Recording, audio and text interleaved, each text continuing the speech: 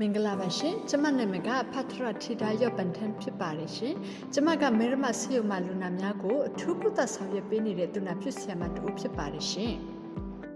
ဒီနေ့ကျမကအဲ့ရထဲမှာလဲလျောင်းနေရတဲ့လူနာများကိုနှာခေါင်းပိုက်ထဲမှာအစာသွင်းခြင်းလေကြောင်းထဲမှာချွဲတလိပ်များဆုပ်ထုတ်ခြင်းနဲ့အဲ့ရပူလောင်ခြင်းများအတွက်စနစ်တကျပြုစုခြင်းနည်းလမ်းများကိုသင်ကြားပြသပေးသွားမှာပဲဖြစ်ပါတယ်ကျမတို့ပြုစုထားတဲ့လူနာအများစုကတော့အရေးပေါ်အခြေအနေမှာပြန်လည်ကောင်းမွန်လာတဲ့လူနာများနဲ့အလေအလတ်အဆင့်ရှိတဲ့လူနာများပဲဖြစ်ပါတယ်ဒီလူနာတွေကဆေးရုံမှာလည်းပဲဆင်းခွင့်ရရှိပေမဲ့နေအိမ်မှာပြန်လည်ပြီးတော့ကောင်းမွန်လာစေဖို့အတွက်စနစ်တကျပြုစုပေးရလဲလိုအပ်နေပါသေးတယ်ဒီတင်တဲ့ရည်ရွယ်ချက်ကတော့နာတာရှိလူနာများအဲ့ရတဲ့လဲလျောင်းနေရချင်းရနေပြီးတော့ချော့ချပေးဖို့ရနဲ့ပြုစုမှချင်းကြောင့်ဖြစ်တဲ့ယောဂများကိုကာကွယ်ပေးရန်အတွက်ပဲဖြစ်ပါတယ်ဒီလူနာအမျိုးအစားတွေကတော့အုံနောက်သွေးကြောပိတ်တဲ့လူနာများအုံနောက်မှဒဏ်ရာရရှိတဲ့လူနာများကြောရိုးမှဒဏ်ရာရရှိတဲ့လူနာများနဲ့တင်ပဆုံရိုးကျိုးထားလူနာများပဲဖြစ်ပါတယ်ယခုနှာခေါင်းပိုက်ဖြစ်အစာသွင်းခြင်းကိုပြသပေးသွားမှာဖြစ်ပါတယ်နှာခေါင်းပိုက်ဖြစ်အစာသွင်းခြင်းအတွက်အဆင့်များမှာအဆင့်1လိုအပ်သောကိရိယာများကိုပြင်ဆင်ရန်အသုံးပြုမိကိရိယာများသို့မဟုတ်စက်ကိရိယာများမှာ1ကိရိယာများထည့်သည့်ပန်း2 liquid food နဲ့ရေဖြောထားသောဆေး3အစာသွင်းရစရင်4ရေနွေးဖြစ်စိန်ထားသောဂုဏ်နှလုံးနဲ့5ရေသန့်တို့ပဲဖြစ်ပါတယ်လူနာအတွက်အစာပြင်ဆင်ရမှာအသုံးပြုမိကိရိယာများအိုးဖန်ခွဲထမင်းပကံအစာထည့်ရစရင်ဇွန်းစသည်တို့ကိုအစာပြင်ဆင်ခြင်းမတိုင်မီအမြဲတမ်းရေနွေးဖြစ်ဆေးကြောရန်လိုအပ်ပါတယ်အဆင့်2လက်ကိုတန့်ရှင်းစွာဆေးကြောပါမှန်ကန်သောလက်ဆေးနည်းမှာအဆင့်9ဆင့်ပါရှိပြီးဆက်ပြရည်ဒါမှမဟုတ်အယ်ကိုဟောဂျယ်ဖြင့်လက်ကိုဆေးရပါမည်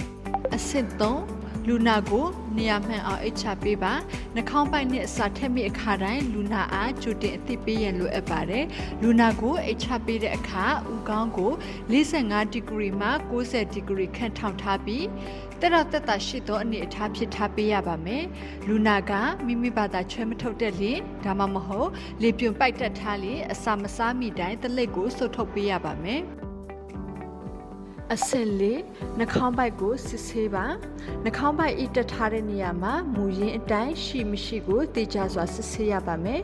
ပြီးလျှင်နှာခေါင်းပိုက်ကိုရင်နွေးဖြစ်စိန်ထားသောဂုဏ်နဲ့တက်ဆင်ပေးရပါမယ်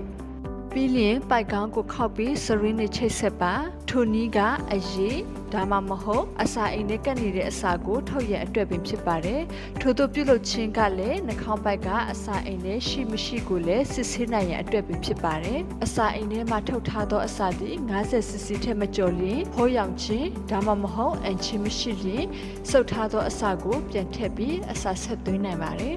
သို့တော့အစာအိမ်ထဲမှာထုတ်ထားသောအစာသည်50cc ကျော်ပါကစုပ်ထားသောအစာကိုပြန်ထည့်ပြီးတနာရီစောက်ပြီးထပ်မစစ်ဆေးပေးပါထပ်စစ်ဆေးပြီးနောက်အစာပမာဏရွတ်နေလာပါကအစာပေးခြင်းကိုပုံမှန်အတိုင်းဆက်လက်လုပ်ဆောင်နိုင်ပါတယ်အကယ်၍အစာပမာဏ50cc ထက်ကျော်နေပါကအစာပေးခြင်းကိုရပ်တန့်ပြီးနှာခေါင်းပိုက်၏အနေအထားမှန်ကန်မှုကိုအတည်ပြုပြီးမှသာလျှင်အစာပေးခြင်းကိုဆက်လက်လုပ်ဆောင်ရပါမယ်အဆင့်5နှာခေါင်းပိုက်ဖြစ်အစာသွင်းခြင်းပိုက်ကောင်းကိုခောက်ပြီးစရင်းကိုဖြုတ်ပါပြီးလျှင်စရင်းထဲမှာရှိသောဖလန်ကာကိုချွတ်ထုတ်ပါထို့နောက်အစာသွင်းရန်အတွက်စရင်းကိုနှာခေါင်းပိုက်နှင့်ပြန်ချိတ်ဆက်ပါပြီးလျှင်ပိုက်ကောင်းအဆုံးကိုခောက်ပါပြင်ဆင်ထားသောဆေးကိုတစ်ကြိမ်လျှင်50cc ခန့်စရင်းနှင့်ဖြည်းဖြည်းထည့်ပေးရပါမယ်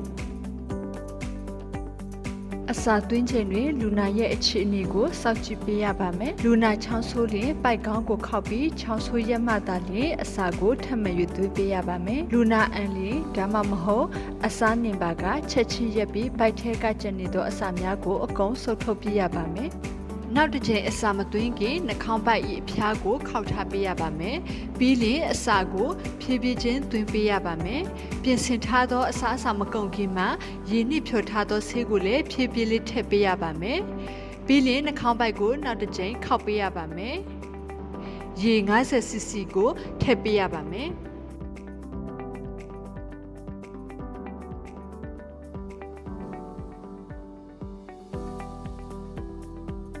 ပြီးလင်ပိုက်ကောင်းကိုအထက်သို့တင်ပြီးပိုက်ထဲမှာရေမကြံတော့အောင်ထားရပါမယ်ပြီးလင်ပိုက်ကောင်း၏အဆုံးကိုရေနွေးဖြစ်စင်ထားသောဂုံးနှင့်တုပ်ပြီးပိုက်ကောင်းကိုသေချာစွာပိတ်ပေးရပါမယ်ထို့နောက်လူနာ၏ဥကောင်းကိုမြစ်တင်ပြီးတနာရီခန့်ဆက်လက်ထားပေးရပါမယ်ထိုကဲ့သို့ပြုလုပ်ခြင်းဖြင့်အစာမကြေခြင်းအန်ခြင်းချောင်းဆိုးခြင်းမှလည်းကာကွယ်ပေးနိုင်ပါတယ်အစာသွင်းပြီးလင်ကရိယာများကိုတန်ရှင်းစွာဆေးကြောပြီးချောင်းအောင်ထားပေးရပါမယ်နောက်ဆုံးအဆင့်အနေဖြင့်မိမိလက်ကိုတည်တည်ချာချာဆေးကြောပေးရပါမယ်နှာခေါင်းပိုက်မှအစာသွင်းရာတွင်တည်တင်သောအချက်များ